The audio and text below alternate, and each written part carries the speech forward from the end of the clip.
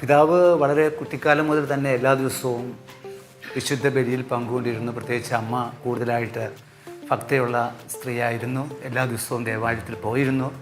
പിതാവും അമ്മയുടെ കൂടെ ദേവാലയത്തിൽ പോയിരുന്നു.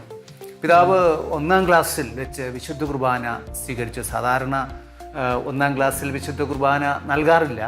പക്ഷേ പിതാവ് 1-ാം ക്ലാസ്സിൽ വിശുദ്ധ കുർബാന സ്വീകരിച്ചു. എങ്ങനെയായിരുന്നു ആ സംഭവം?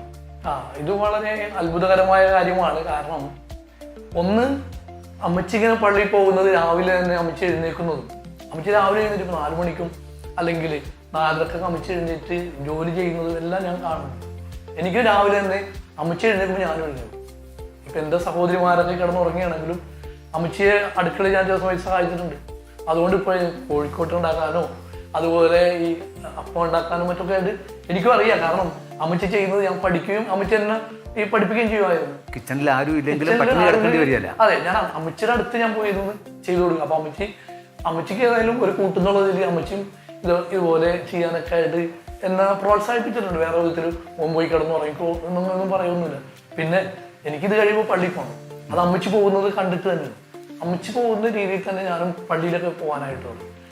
പിന്നെ എൻ്റെ തൊട്ട് മൂത്ത പെങ്ങള് ഈ മതബോധനം പഠിക്കാനായിട്ട്, അതായത് ആദ്യ കുർബാനക്കുള്ള ഒരുക്കത്തിന് വേണ്ടി പോയപ്പോൾ ഞാൻ കൂട്ടിന് പോയതാണ്.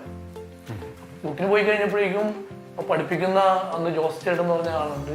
ആളും പിന്നെ ടീച്ചേഴ്സും പറഞ്ഞ് ഇവൻ പഠിച്ചിട്ടുണ്ട്, അപ്പൊ അതുകൊണ്ട് അവന് കൊടുക്കുക, ചീട്ട് കൊടുക്കുന്ന ഒരു പരിപാടിയാണ്.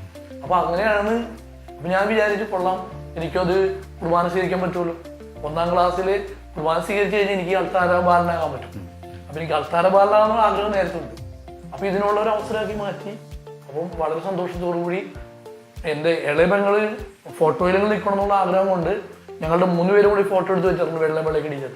പക്ഷെ ഇളയ പെങ്ങൾക്ക് അന്ന് കുർബാന സ്വീകരണം കിട്ടിയിട്ടില്ല. ഞങ്ങൾ 2 പേരുമാണ് കുർബാന സ്വീകരിച്ചത്. അപ്പൊ എനിക്കന്ന് 1-ാം ക്ലാസ്സിൽ വെച്ച് തന്നെ ആദ്യ കുർബാന സ്വീകരിക്കാൻ സാധിച്ചു.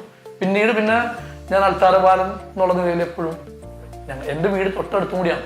അപ്പൊ അതുകൊണ്ട് ആദ്യം പള്ളിയിൽ വരാന്ന് വെച്ച് കഴിഞ്ഞാൽ അത് എന്നെ കഴിഞ്ഞിട്ട് ആർക്ക് വരാൻ പറ്റുള്ളായിരുന്നു.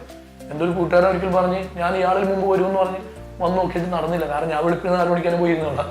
അപ്പൊ അതുകൊണ്ട് ഈ പള്ളിനോട് ഒരു ബന്ധം അറിയാതെ തന്നെ വന്നിങ്ങനെ കിട്ടുന്നു. പിന്നെ അതുപോലെ അവിടെ ചെറുപ്പം മുതൽ തന്നെ എൻ്റെ കൈയക്ഷരം നല്ലതായത് കൊണ്ടായിരിക്കാം അവിടുത്തെ ആത്മസ്ഥിതി പുസ്തകങ്ങളൊക്കെ എഴുതിക്കാനൊക്കെ ആയിട്ട് കപ്പ്യാരും അതുപോലെ വികാരിച്ചനൊക്കെ എന്നോട് ചോദിക്കുക, ഞാൻ എഴുതുമായിരുന്നു.